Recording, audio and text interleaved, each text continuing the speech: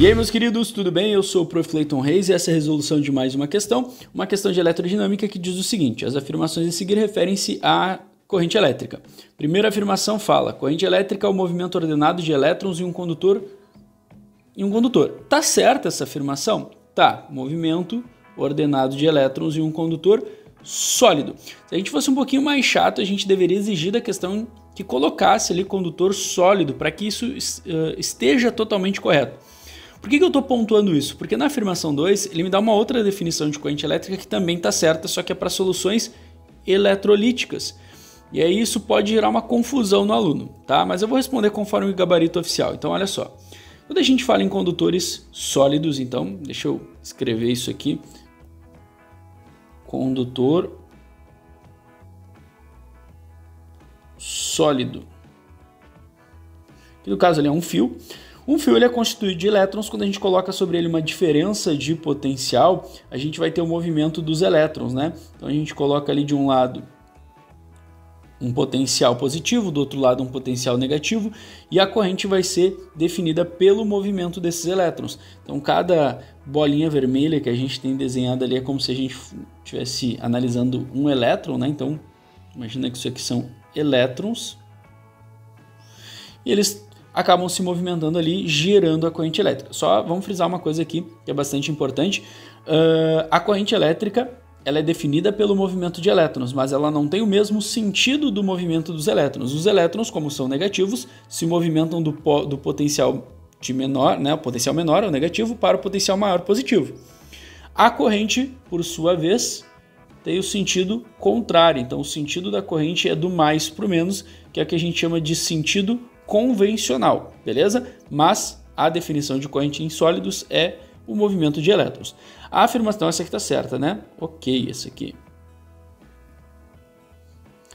A afirmação 2 diz o seguinte: ó, corrente elétrica é o movimento de íons. Movimento de íons em uma solução eletrolítica. E essa definição também está correta.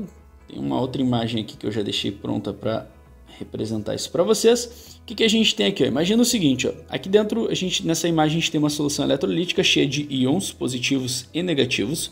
De um lado, a gente tem uma chapa de um certo material, né? Por exemplo, cobre, do outro lado, zinco, e eles estão ligados a uma pilha. A pilha aqui tem o lado positivo aqui e o lado negativo aqui, ó.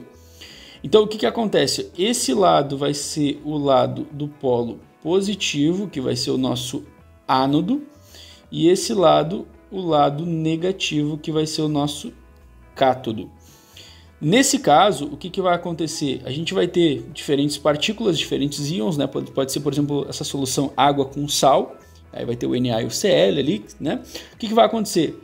Os íons negativos, eles vão ser movimentados para o nosso polo positivo, e os íons positivos vão ser movimentados para o nosso polo negativo, certo? E isso vai gerar corrente ali na solução eletrolítica. Então, está correta essa afirmação. Quando a gente fala de líquidos, o movimento dos íons é o que vai dar origem à nossa corrente elétrica. Isso a gente estuda muito na química, né?